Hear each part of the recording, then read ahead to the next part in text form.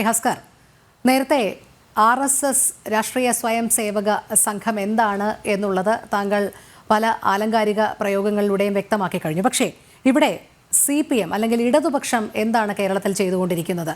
ഈ ഭൂരിപക്ഷ വർഗീയതയെ തോൽപ്പിക്കാനായിട്ടാണ് ന്യൂനപക്ഷ വർഗീയത ഉയർത്തെഴുന്നേറ്റത് എന്നുള്ള സ്ഥിരം ന്യായീകരണമല്ലാതെ അവർ ചെയ്യുന്ന പ്രവൃത്തികളെ എപ്പോഴെങ്കിലും വിലയിരുത്തുകയോ നിശിതമായി വിമർശിക്കുകയോ ചെയ്തിട്ടുണ്ടോ? നേരത്തെ ഈ ചർച്ചയിൽ ഞാൻ ചൂണ്ടിക്കാട്ടിയതുപോലെ ഹൈന്ദവാരാധനാമൂർത്തികളെ അധിക്ഷേപിക്കുന്നു, അവഹേളിക്കുന്നു, അവർക്കെതിരെ നിരന്തരം പ്രസംഗത്തിൽ ഉൾപ്പെടെ പറയുന്നു, സനാതന ധർമ്മത്തിനെതിരെ CPM നേതാക്കൾ തന്നെ പറയുന്നു. അങ്ങനെ ഒരു ഭാഗത്ത് അങ്ങേയറ്റം കടന്നാക്രമണം നടത്തിക്കൊണ്ടിരിക്കുമ്പോഴും RSS വർഗീയ പാർട്ടിയാണ് എന്നുള്ള ഒരു കൽപ്പിത ചട്ടക്കൂടിലേക്ക് കൊണ്ടുവരാനുള്ള തീവ്ര ശ്രമമല്ലേ നടത്തുന്നത്? അവിടെ എപ്പോഴെങ്കിലും തിരിച്ചൊരു അഭിപ്രായം പറയാൻ ധൈര്യം കൈവരിച്ചിട്ടുണ്ടോ ഇടതുപക്ഷം?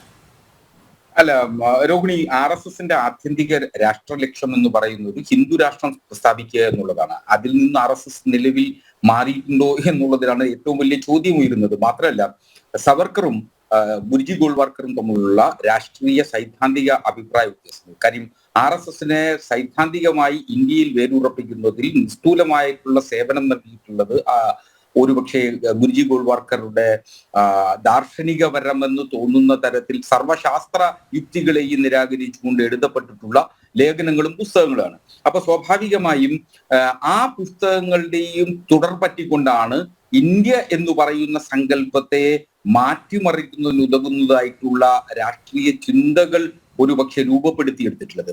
അവിടെ ഹിന്ദുത്വ അജണ്ട എന്ന് പറയുന്നത്, സവർക്കർ ഒരു എത്തിയസ്റ്റ് ആയിരുന്നു. സവർക്കർ ഒരിക്കലും ഹിന്ദു ധർമ്മത്തിൽ വിശ്വസിക്കുകയും ഹിന്ദു ധർമ്മത്തിൽ അധിഷ്ഠിതമായിട്ടുള്ള രാഷ്ട്രീയ ഇച്ഛാശക്തി രൂപപ്പെടുത്തിയെടുക്കണം എന്ന് ആഗ്രഹിച്ചിരുന്ന ആളാണ്. എന്നാൽ ഗോൾവാർക്കർ അടക്കമുള്ള ആളുകൾ ഹിന്ദു ധർമ്മം എന്ന് പറയുന്നത് ഹിന്ദുത്വമാണ് എന്ന് കപടതയിലൂടെ അവതരിപ്പിക്കണം. നിങ്ങൾ ഈ പറയുന്ന സനാതന ധർമ്മം എന്ന് പറയുന്നത് എത്ര വർഷത്തെ പഴക്കമുണ്ട് ഇന്ത്യയെ സംബന്ധിച്ചിടത്തോളം എന്നുള്ളതിനെ കുറിച്ച് വലിയ സംശയമുണ്ട്. സനാതന ധർമ്മം എന്ന് പറയുന്നത് ഇന്ത്യയെ സംബന്ധിച്ചിടത്തോളം അത് ആയിരക്കണക്കിന് വർഷങ്ങളുടെ പാരമ്പര്യമുണ്ട് എന്ന് RSS ഇപ്പോ ചരിത്രം പുനഃക്രമീകരിക്കുകയും പുനർവായന നിർവഹിക്കുകയും ചെയ്തുകൊണ്ട് RSS നടത്തിക്കൊണ്ടിരിക്കുകയാണ്. അത്തരം പ്രവൃത്തികളാണ് ഒരുപക്ഷെ ദേശീയ വിദ്യാഭ്യാസ നയത്തിലൂടെ അടക്കം ഇന്ത്യയിൽ അടിച്ചേൽപ്പിക്കുന്നതിനു വേണ്ടി RSS ശ്രമിക്കുന്നത്. RSSന്റെ ആത്യന്തികമായിട്ടുള്ള ലക്ഷ്യം എന്ന് പറയുന്നത് നിശ്ചയമായും ഏക മത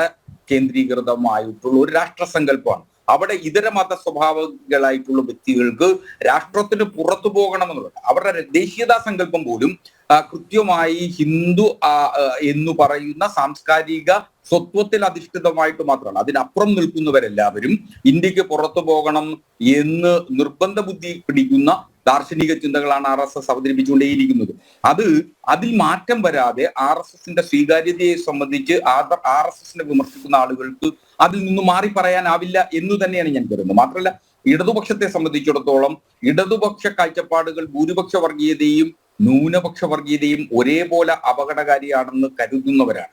അപ്പോൾ ന്യൂനപക്ഷ വർഗീയതയും ഭൂരിപക്ഷ വർഗീയതയും ഒരേ അകലത്തിൽ നിർത്തണം എന്ന് കാണും. ഇപ്പൊ പോലും RSS പഞ്ചതന്ത്രത്തിൽ അധിഷ്ഠിതമായി ഒരു 100 വയസ്സ് തികയുന്ന RSSന്റെ ആഘോഷ പരിപാടികൾ ആഘോഷിക്കണമെന്ന് തീരുമാനിക്കുമ്പോൾ പോലും ഇവിടെ ജാതീയമായിട്ടുള്ള സംവരണങ്ങൾ അവസാനിപ്പിക്കണം എന്നാഗ്രഹിക്കണം. ഇന്നും ജാതീയമായ ഉച്ചനീചത്വങ്ങൾ ഇന്ത്യയിൽ നിലനിൽക്കുന്നുണ്ട് 75 കൊല്ലം കഴിഞ്ഞിട്ടും എന്ന യാഥാർത്ഥ്യ ബോധത്തോടുകൂടി സമീപിക്കുന്നതിനും ദളിതനും അതുപോലെ ന്യൂനപക്ഷ സമുദായങ്ങൾക്കും അർഹമായിട്ടുള്ള പ്രാതിനിധ്യം. അതുകൊണ്ടാണ് ഒരുപക്ഷെ ജാതി സെൻസസിനെ പോലും ഇന്ത്യയിൽ നിരാകരിക്കുന്നതിന് RSSന്റെ രാഷ്ട്രീയ രൂപമായ BJPയും അതിന്റെ ഭരണകൂടവും ശ്രമിച്ചുകൊണ്ടേയിരിക്കുന്നത്. ന്യൂനപക്ഷങ്ങൾക്കും അതുപോലെ ദളിതനും അർഹമായ പ്രാതിനിധ്യം രാജ്യത്ത് വിദ്യാഭ്യാസ കാര്യങ്ങളിൽ തൊഴിലിടങ്ങളിൽ ലഭിച്ചിട്ടുണ്ടോ എന്നുള്ളത് ഒരു വലിയ ചോദ്യം അവശേഷിക്കുകയാണ്. ഒരുപക്ഷെ ഇപ്പൊ കരുതും നമുക്ക് പട്ടികജാതി പട്ടികവർഗ വിഭാഗങ്ങൾക്കുള്ള സംവരണം വളരെ കൃത്യമായി നടന്നു പോകുന്ന രാജ്യമാണ്. പക്ഷെ അത് ലഭിക്കുന്നത് നേരത്തെ ലഭിച്ചിരുന്ന ഒരുപക്ഷെ പട്ടികജാതി പട്ടികവർഗ സംവരണത്തിലൂടെ വിദ്യാഭ്യാസം ലഭിക്കുകയും തൊഴിൽ ലഭിക്കുകയും ചെയ്ത മാതാപിതാക്കളുടെ മക്കൾക്കു തന്നെ തുടർച്ചയായി ലഭിച്ചുകൊണ്ട് പോവുകയും സാധാരണ ദളിതൻ ഇപ്പോഴും ചാളയിൽ തന്നെ കഴിഞ്ഞു പോകേണ്ടതായി വരുന്ന ഒരു ദുർസ്ഥിതി രാജ്യത്തുണ്ട്.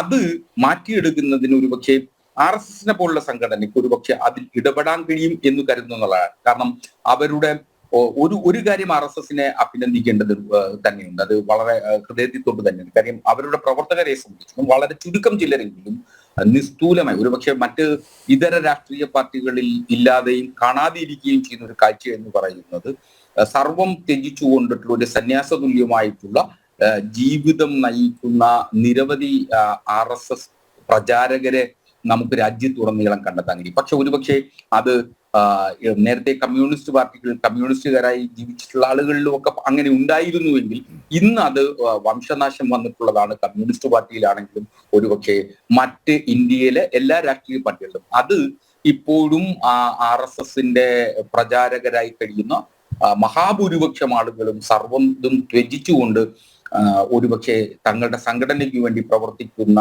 നിസ്തൂലമായ പ്രവർത്തനം നടത്തുന്നു എന്നുള്ളതൊരു വസ്തുതയാണ്.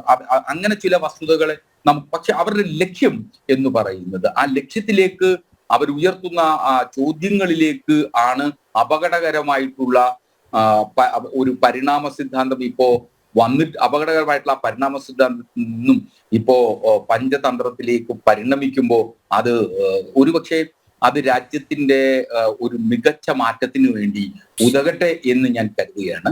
അതൊരുപക്ഷെ എത്രത്തോളം ഇന്ത്യയിലെ ന്യൂനപക്ഷങ്ങൾക്കും ഇന്ത്യയിലെ ഇതര മതവിശ്വാസികൾക്കും എത്രത്തോളം അത് സ്വീകാര്യമാകും എന്നുള്ളതിനെ സംബന്ധിച്ച് സംശയമുണ്ടെങ്കിലും ആ സംശയം ദൂരീകരിക്കുന്നതിന് ഒരുപക്ഷെ RSSന് കഴിയട്ടെ.